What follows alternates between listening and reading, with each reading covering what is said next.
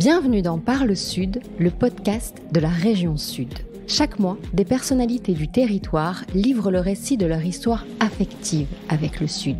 Ils y sont nés, y ont vécu et pour certains y vivent encore. En quoi cela les inspire, les nourrit?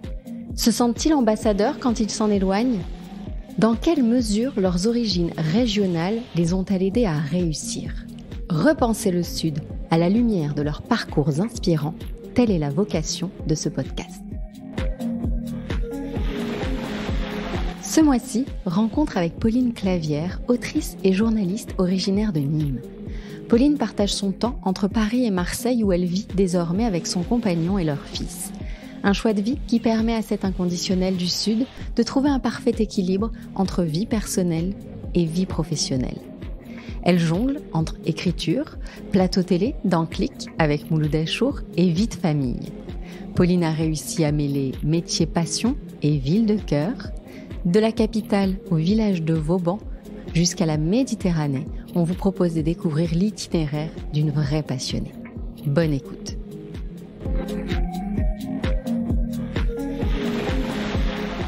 Bonjour Pauline.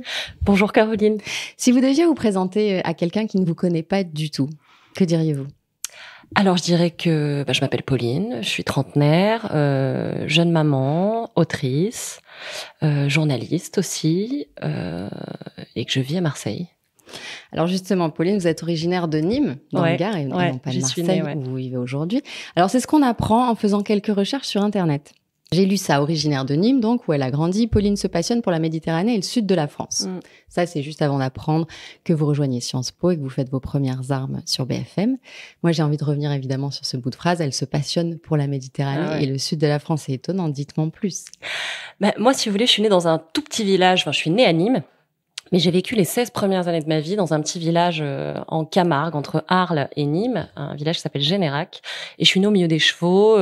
On a toujours fait du cheval chez moi. On s'est toujours baladé dans des espaces immenses. Et il reste de ça quand même quelque chose, une espèce de nostalgie, quelque chose qui m'a accompagnée même aujourd'hui en vivant à Paris, même avant en vivant dans des entre Paris et Marseille, et même avant quand j'habitais à Paris dans un petit appartement. Cette notion que toujours en moi il y a le souvenir de ces grands espaces, de cette nature assez sauvage. Et d'ailleurs j'y retourne hyper souvent, que ce soit à Arles, en Camargue, à Nîmes aussi, voilà. Et la Méditerranée? Et la Méditerranée, c'est comme j'en ai tellement rêvé que quand parce qu'on habitait près de la mer mais sans l'être. Vous voyez ce sud-là de Nîmes, c'était oui, la mer est à une demi-heure, donc c'était vraiment, on passait toutes nos vacances en Méditerranée. Alors c'était le Grau-du-Roi, c'était l'Espiguette, c'était Sète aussi, Frontignan, tous ces lieux-là, mais qui étaient pas la même mer que celle qu'on peut croiser ici dans les Calanques, qui étaient tout à fait différentes, qui étaient plus sauvage dans son aspect un peu inhospitalier, je dirais. La mer de Camargue, la Méditerranée de Camargue, elle est moins bleue déjà, elle est moins idéale. Hein. Mais ouais, ça a toujours été un rêve. J'ai toujours voulu être plus près d'elle. Et la première fois que j'ai rencontré la Méditerranée, celle-ci, je pense qu'en fait c'était assez récemment parce que j'ai fini par découvrir qu'en réalité la Méditerranée c'était aussi les Calanques. Et aujourd'hui, je dois dire que ça a pris presque toute la place dans la vision que j'ai de cette mer-là et de ce lieu-là. Ouais, les Calanques, vraiment. Alors oui, parce que le sud de la France, donc vous y vivez aujourd'hui la moitié du temps, à Marseille donc. Vous partagez votre semaine entre la cité phocéenne et Paris. Est-ce que c'est nécessaire à votre équilibre, au-delà du fait que c'est imposé aussi par votre rythme professionnel, bien sûr? Ouais, je pense qu'on se cherche un peu des prétextes parfois. Et que moi, il était... de toute façon, c'était presque écrit, je dirais, pour le coup, de me retrouver... évoluer dans le sud parce que j'aime tout en réalité. Tout me ramène ici. La mer, ma famille aujourd'hui, évidemment, mais si je l'ai construite ici et comme ça, je pense que c'était parce que j'avais envie de retrouver et le soleil et la mer et ces lieux qui m'ont fait et les gens et leur accent et la manière dont on vit ici qui me va particulièrement. Même si, j'adore le fait de transiter entre les deux parce que j'y trouve un équilibre particulier. Et d'ailleurs, c'est marrant parce que quand je parle souvent avec mes amis ou les gens qui me connaissent bien, ils me disent « Ah, mais c'est parfait ». Et je me dis, pour l'instant, à l'âge que j'ai, avec l'énergie que j'ai encore pour tout ça, oui, ça l'est. 3 heures de TGV, c'est tellement rapide. Et à la fois, je change d'univers. Ça me permet de faire le métier que je fais, que je peux pas faire encore ou peut-être jamais, mais ici, puisque je continue quand même à la télé 3 soirs par semaine. Donc, Oui, franchement, je me voyais pas vivre ailleurs. Donc, votre temps professionnel, vous le partagez donc entre la télé et l'écriture. Je rappelle que vous avez écrit 2 romans chez Grasset, Laissez-nous la nuit et Les paradis gagnés. Tout à fait. Donc, vous écrivez des livres, vous avez chroniqué des livres. Ouais. Est-ce qu'on peut dire que Paris, c'est la télé, Marseille, c'est l'écriture? On peut dire ça, même si Paris, c'est l'écriture aussi. Et c'est même le début de l'écriture parce que Laissez-nous la nuit, mon premier roman, donc je l'ai écrit en 2020, j'ai commencé à l'écrire à Paris. Et pour moi, l'écriture, ça a trait quand même à un espèce d'enfermement qui avait trait à mon premier appartement aussi, qui était un petit T2 voilà, dans le 18e arrondissement. Et je dirais que j'ai trouvé à Paris, en tout cas, la force, la légitimité pour écrire, au contact de gens qui m'y encourageaient, l'énergie que j'avais pas dans le sud, peut-être poussée par une certaine flemme, une certaine envie de profiter, quoi. Et encore aujourd'hui, quand j'écris, là, je me suis fait un petit bureau en bas de ma maison où absolument le point crucial, c'était de ne pas avoir trop de vues, trop de distractions. Voilà, j'aime bien les espaces assez pour préserver ma concentration, assez confinés, quoi, tout de même. Mais j'avoue que Paris y est pour beaucoup. En fait, Paris, c'est l'ambition, c'est le professionnalisme, c'est la comparaison à bon escient, je trouve, avec toutes les autrices, tous les auteurs que j'adore.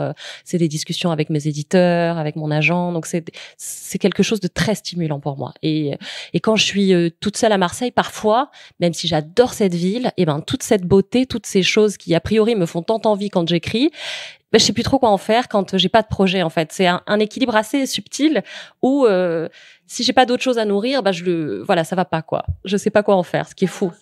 Alors, vous parliez tout à l'heure de votre bureau qui est fermé donc à toute tentation. Ouais. Vous avez choisi de vivre dans un quartier de Marseille au charme fou. On est à Vauban où on enregistre aujourd'hui. De chez vous, qu'entendez-vous, que voyez-vous et que sentez-vous quand vous ouvrez vos fenêtres le matin? Ah, le matin, c'est particulier parce que la maison, donc, elle est perchée sur la colline de Vauban et en réalité, on entend très peu la ville qui est pourtant juste en dessous. Le Vieux-Port est à 5 minutes en scooter ou en voiture. Et pourtant, j'y ai retrouvé quelque chose de... Moi, je suis née à Nîmes, donc j'ai vécu après dans une maison à Nîmes qui s'appelle La Cigalière et qui est une maison perchée aussi. Pour continuer sur ma métaphore de se percher, je me suis perchée après à Montmartre, à Paris, où j'ai vécu. Ah oui. Et j'aime bien les lieux qui culminent comme ça, qui dominent un petit peu la ville et qui restent quelque chose de très provincial, de très villageois, comme c'était le cas à Montmartre, comme c'était le cas à Nîmes dans ce quartier-là et comme c'est le cas ici, en fait. Donc, on a des voisins, vraiment, c'est presque la campagne. Il y a même un petit potager, un jardin partagé. Enfin, je veux dire, c'est un univers très particulier, à la fois ouvert à toutes les possibilités de la ville, à la gare, évidemment, et à tout ce que ça offre et au port et à la mer, mais en même temps, c'est comme un petit village. D'ailleurs, on appelle le lieu, on l'appelle le village de Vauban, quoi. Donc c'est qu'il y a les quartiers de Marseille, c'est des petits villages. C'est des villages, c'est 111 villages. Ouais. Mais je comprends pourquoi, parce que effectivement, il y a cette communication qui se met en place, qui est propre au quartier, quoi. Et moi, si tu veux, c'est arrivé en fait pendant le confinement. Et je connaissais pas du tout ce quartier de Marseille, je connaissais très mal Marseille. Mais tout de suite, je me suis dit, mon Dieu, j'ai l'impression d'être dans un film d'Almodovar, qui est un de mes réalisateurs préférés. On est arrivé, c'était le printemps, donc les bougainvilliers commençaient à fleurir, tous ces escaliers. Moi, je vois mon copain me disait, mais ça va pas, t'as vu les escaliers, t'as vu la maison, elle est oui, sur tous les niveaux. Il faut grimper, ouais, c'est vrai. Ça se mérite. Tu le sais, Caroline, ça a été physique. C'est ça. Donc voilà, il y a tout ce truc-là, mais peut-être j'ai conscience d'une chose, en tout cas, c'était pareil à Montmartre, c'est que la rareté se mérite et que c'est pas luxueux, c'est jamais ostentatoire, mais en tout cas, c'est toujours des lieux un peu exceptionnels parce que pas forcément accessibles comme ça. Oui, tu vas pas te garer devant avec ta voiture, c'est sûr. Mais voilà, il y a des choses que j'aime bien, en tout cas, moi, ici. Alors, vous, l'auteur originaire du Sud, j'ai envie de savoir quels auteurs vous en inspirez vous-même et comment la littérature puis le désir d'écrire sont entrés dans votre vie. Il y en a tellement. En fait, les premiers auteurs, ce sont des autrices. Moi, les 2 grandes femmes qui ont inauguré mon entrée, en fait, en tant que lectrice, je dirais que j'ai commencé à lire vraiment avec intensité, avec toute une concentration, pas juste pour me distraire, mais parce que j'y voyais vraiment une sorte d'émancipation. Je suis pas très originale là-dessus, mais c'est Françoise Sagan, évidemment, avec tous les livres Bonjour Tristesse, et surtout, en particulier, un recueil de nouvelles qui est pas le plus connu, mais que j'adore recommander à mes amis et aux gens dont je sens qu'ils pourraient y être sensibles. Le recueil s'appelle Les yeux de soie, et c'est que des toute petite nouvelle où en fait Sagan met en scène, comme elle sait le faire comme personne d'autre, des situations de la vie courante, un mari trompé, une femme qui s'arrête sur le bord de la route soudainement prise par un espèce de vertige de son existence qui ne lui va plus, d'ennui. Et elle fait ça d'une façon tellement à la fois d'une subtilité, d'une poésie géniale, mais en même temps très efficace. C'est un vrai auteur de thriller, Sagan, moi je le dis, parce que je trouve que souvent on la voit pas comme ça, mais elle est tellement précise, c'est tellement bien fait que souvent elle nous embarque partout où elle se pose. Voilà. Après, il y a évidemment Marguerite Duras. Et quand avez-vous osé, vous, écrire et puis envoyer un manuscrit un jour à une maison d'édition? C'est marrant que tu le poses comme ça, Caroline, parce que souvent on dit ça. Quand est-ce que vous avez osé, comme s'il y avait quelque chose de l'ordre de subversif à y aller J'ai remarqué que, et c'est pas du tout de mon fait, mais surtout chez des jeunes femmes, on ose moins. Je vais pas rentrer dans ce cliché de dire les femmes, on ose moins et tout, mais il y a quand même quelque chose de cet ordre-là, de la légitimité à aller chercher. Moi, en fait, c'est purement par fantaisie. C'est là où je remercie un petit peu mon esprit finalement naïf, parce que c'était pas du tout revendicatif à l'époque. C'était un truc de me dire, tiens, j'ai envie d'écrire une histoire. Au départ, comme je cherchais ma légitimité, étudiante Sciences Po, nanana, journaliste, donc je me disais, c'est très bien, je vais attaquer par ça. Je cherchais un socle. Et donc, j'avais prévu d'écrire mon premier roman, Laissez-nous la nuit, sous la forme d'un documentaire que je proposerai par la suite à des journaux, à des magazines. Et il se trouve que très vite, je me suis ennuyée, quoi. Je me suis dit, non, mais ce personnage, je l'adore, j'ai envie qu'il puisse aller là, j'ai envie qu'il puisse dire ça, j'avais envie de prendre de la liberté, en fait, que l'exigence de la narration documentaire ne permet pas. Donc, tout de suite, j'ai eu envie de fictionner. Je me suis mise à m'emballer. Je me suis dit, mais qu'est-ce qu'il va me dire? Parce que j'ai écrit ça, il va me prendre pour une folle. Il va se dire que j'aurais jamais dû faire ça. Bon. Donc, j'appelle mon confident, parce que c'était inspiré d'une histoire vraie, qui lui sortait de prison, puisqu'il s'agissait de son histoire, Laissez-nous la nuit. Et je dis, écoute, je vais prendre des libertés, si ça te va. Il m'a dit, au contraire, tant que le fond reste celui qu'on a dealé, quoi, ça me va. Et donc, c'est comme ça que j'ai commencé à écrire. Et puis, le second tome encore. Et puis, d'autres textes qui dorment dans mes tiroirs. Ceux que je partage, ceux que je partage pas. Mais en tout cas, c'est devenu maintenant quelque chose, comme quand j'étais enfant, parce que même étudiante, j'écrivais beaucoup. Et adolescente surtout. Je me dis, voilà, peut-être que ce texte servira. Il y en a d'autres dont je sais qu'ils sont des dossiers sur mon ordi et que pour l'instant, je sais pas trop quoi en faire. Je sais qu'ils sont pas adaptés tels qu'ils sont, mais j'y reviendrai. Alors parfois, je colle des bouts d'un sur un autre parce qu'il y a des premières intuitions qui sont finalement pas le projet final. Voilà, il y a tout ce genre de choses, quoi. Donc là, on y reviendra tout à l'heure quand on va parler de votre actualité, parce que vous êtes sur 2 projets et vous me disiez tout à l'heure en préparant cet enregistrement que vous vous ennuyiez quand vous n'écrivez pas. Donc aujourd'hui, vraiment, c'est une nécessité. Ouais, je me sens inutile en fait. Ontologiquement, c'est-à-dire que je sens qu'il faut qu'il y ait toujours un projet en cours, sinon j'ai l'impression que j'ai pas de raison de faire ce que je fais, quoi. J'ai l'impression qu'il faut toujours qu'il y ait quelque chose qui mûrisse quelque part en moi, en tout cas, et que à un moment il faudra que ça donne un texte, quoi. Donc là, on est sur des sorties en 2024. 2024, 2025, voilà, parce qu'il y a des calendriers pour les maisons d'édition, pour moi aussi, il faut que le texte soit corrigé, qu'on les relue. Il va falloir patienter un petit peu, mais en attendant, on vous retrouve à la télé. Oui, tout à fait. Ça vous apporte quoi? La vie. Tellement différent d'un travail solitaire d'écriture. Ouais, tout à fait. Moi, je suis quelqu'un... Paris, pour moi, c'était ça aussi. D'une manière très naïve, c'était la télévision, c'était les Miss Météo que je voyais quand j'étais petite, c'était le spectacle, quoi. C'était le show. Il y a un côté... J'aime bien dire d'ailleurs que je suis intermittente du spectacle parce que je trouve que ça me ramène à ce truc très concret du fantassin, là, de quelque chose de très simple. C'est pas du tout bling-bling la façon dont on le fait particulièrement avec Mouloud Achour et Click sur Canal+. C'est une bande de copains qui travaillent ensemble avec chacun, et d'ailleurs Mouloud tenait beaucoup à ça et je l'en remercie, mais chacun sa personnalité, chacun sa plus-value.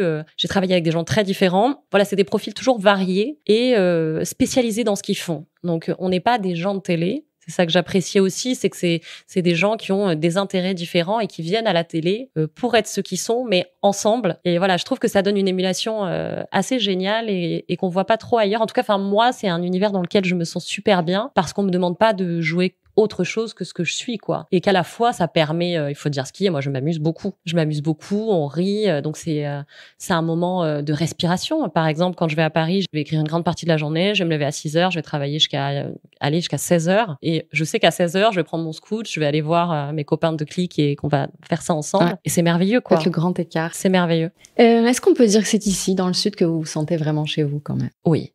Chez moi, ce sera toujours le Sud. Alors, il y a mes suds. Il y a le sud de mon enfance, qui est celui de Nîmes et de la Camargue, où je reviens très souvent, où je vais avec mon fils maintenant, avec mon compagnon, son fils aussi. Et j'ai toujours l'impression de leur livrer un peu un secret, parce que eux sont Marseillais pure souche, ils adorent, donc ils m'amènent dans les calanques partout autour. On était à la Sainte-Baume le week-end dernier. Enfin voilà, on adore se balader dans le coin. Mais je trouve que tous ces suds-là sont pas du tout les mêmes. Et à la fois, je me dis quelle chance on a, enfin d'être née là, d'avoir vécu là, d'avoir cet horizon, enfin cette mer Méditerranée à disposition pour écrire. Et c'est marrant parce que à chaque fois que je commence un nouveau texte que je cherche, je vais marcher, voilà, soit dans les calanques, mais surtout sur la corniche en fait, très longtemps. Je vais sonder un peu mes idées, comme si le fait qu'il y ait rien sur la mer, voilà, que ce soit complètement dégagé, là aussi, me permettre de mettre en place un peu mes stratégies d'écriture, mes personnages, me permettre de dialoguer avec eux sans être trop entaché par d'autres distractions, quoi. Et j'avoue que et puis, quelle manière, voilà, comment on peut pas se reposer mieux, se détendre plus que dans un cadre pareil. Et après, j'ai l'idée aussi que, d'un point de vue purement humain, c'est pas les mêmes humains, je trouve. Ce sont pas les mêmes humains, mais non, parce qu'à Paris, alors, ça peut être les mêmes personnes, mais elles vont pas se comporter pareil, et à Paris et dans le Sud. Il y a toujours un truc, je dirais qu'il y a sans rentrer dans les grands clichés, mais il y a quand même quelque chose ici de l'ordre du jeu, de l'ordre de la détente. Moi, j'adore ce Sud-là. J'adore ces personnalités, franchement, souvent très différentes de celles que je croise à Paris. Et du côté du Sud camarguais, pour le coup, là, il y a une telle promiscuité, une telle proximité avec l'Espagne aussi, que très tôt, moi, je parlais espagnol, on a toujours voyagé en Espagne. Et ça, ce Sud-là m'enchante aussi, quoi. Et vos origines régionales, je disais, c'est pas les mêmes humains entre Paris et Marseille. Comment elles sont perçues dans le monde de l'édition et de la télé dans lequel vous évoluez? Est-ce que c'est quelque chose qu'on souligne encore aujourd'hui? Alors, au début, beaucoup. Alors, non, je crois que dans la littérature, on accepte à peu près tout le temps. Au contraire, c'est un milieu qui est très ouvert pour ça. En revanche, en télé, un petit peu au début, on me disait, j'avais un accent terrible aussi. Ah oui? Oui, j'avais j'ai encore des hauts très ouverts.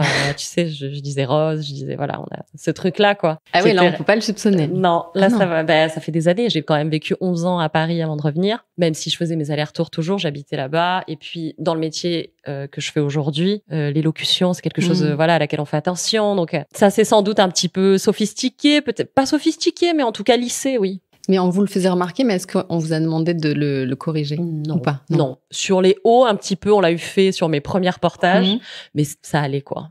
Et je crois que moi aussi, j'avais tellement envie de me fondre au début. Mais bon, je dirais que ça a toujours été un truc en plus. Je me suis jamais sentie discriminée parce que venant du Sud.